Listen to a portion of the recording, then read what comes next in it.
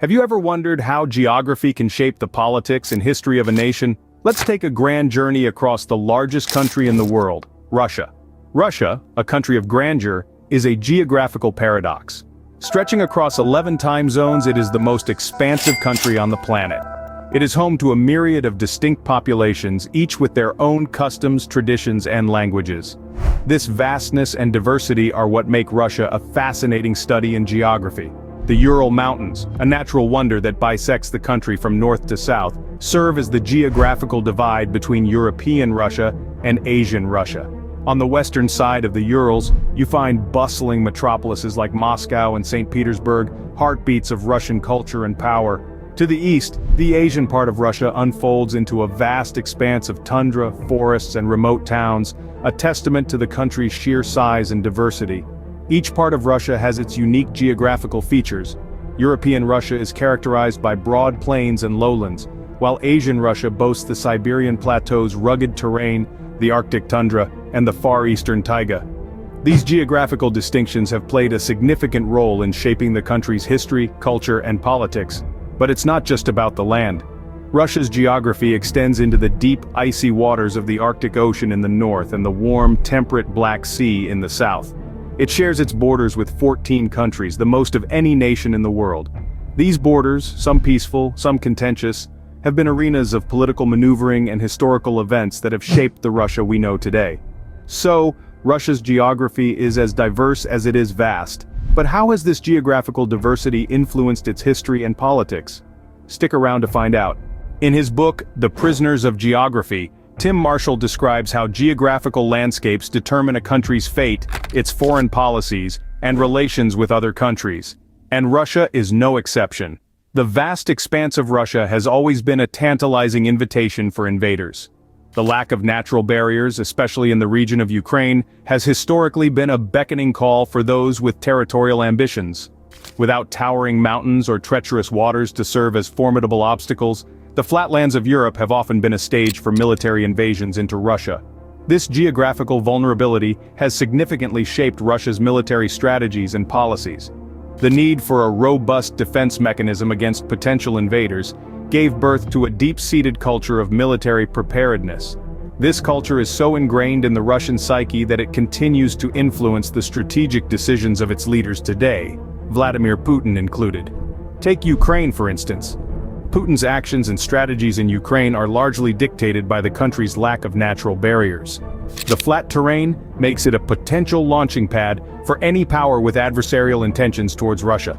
Therefore, maintaining influence over Ukraine is not merely a matter of political ego for Putin, it is a strategic necessity for Russia's security. But it's not just about defense. Russia's geography also dictates its offense. The vast distances and harsh climates make conventional warfare a daunting prospect for Russia. Instead, it has to rely on other means, such as cyber warfare or energy politics, to project its power and protect its interests. Thus, despite having one of the world's most advanced military capabilities, Russia is still constrained by its geography. No matter how sophisticated its weapons are, no matter how shrewd its leaders are, the country is inextricably bound by its geographical realities. Despite most of Russia's population residing on its European side, its vast territory extends across both Europe and Asia.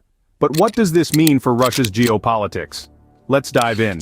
The European and Asian divide of Russia isn't just a geographical boundary. It's a line that carves out stark differences in culture, economy, and politics.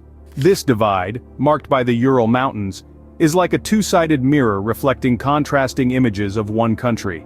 On the European side, we see a Russia more aligned with Western values and economic models. Cities like Moscow and St. Petersburg showcase Russia's European roots, with their architecture, arts, and lifestyle pulsating with a distinctly European rhythm. This side is more developed and urbanized, boasting a higher standard of living and economic stability.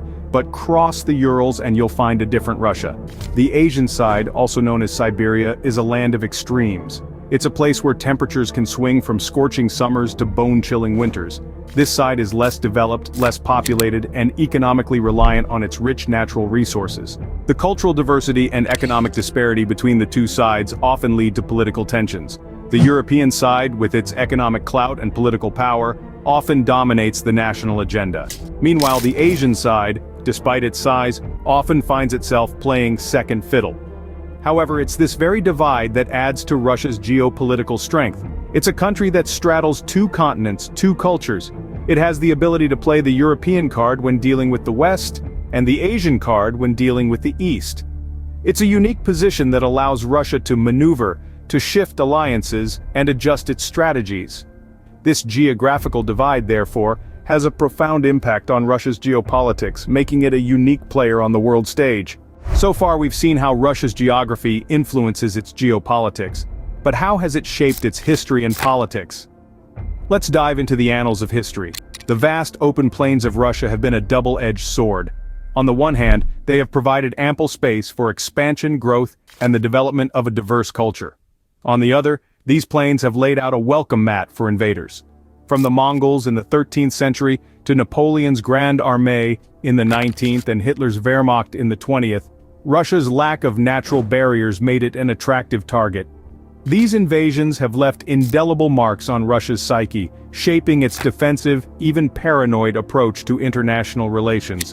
This historical context helps explain Russia's obsession with maintaining a buffer zone of friendly states around its borders, a strategy we see play out in its dealings with Ukraine, the Baltic states, and others. Now let's fast forward to the present. Russia's geography continues to influence its political decisions and strategies. Take, for instance, the Arctic. As global warming melts the ice caps, the Arctic is becoming increasingly navigable. Russia, with its extensive Arctic coastline, sees this as a golden opportunity to control new shipping routes and tap into vast, untapped reserves of oil and gas. This is shaping Russia's current Arctic policies and its relationship with other Arctic nations. Similarly, Russia's position straddling Europe and Asia influences its political decisions. It seeks to leverage its Eurasian identity to play both sides, as we see in its efforts to forge alliances with European nations, while also strengthening ties with China and other Asian countries. Therefore, geography is not just about physical landscapes. It's a powerful force that shapes a nation's history, politics, and even its future. So the next time you look at a map of Russia, remember that every ridge, river, and plain has a story to tell about this fascinating country's past, present, and future.